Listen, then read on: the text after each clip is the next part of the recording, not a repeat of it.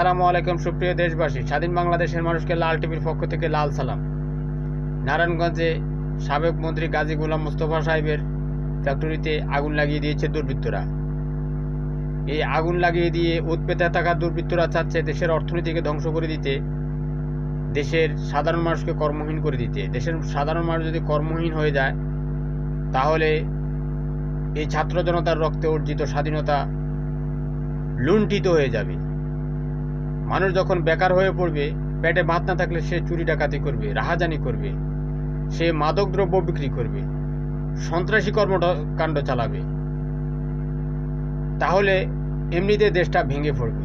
এই সমস্ত ওত পেতে সন্ত্রাসীরা চাচ্ছে দেশের মধ্যে যদি মানুষকে কর্মহীন করে দেওয়া যায়, তাহলে মানুষ অস্থিতিশীল হয়ে তখন তারা বলতে থাকবে, ভাত দে হারামজাদা, নইলে স্বাধীনতা খাবো। আমাদের স্বাধীনতাকে ভুলুণ্ঠিত করার জন্যই এ ওত পেতে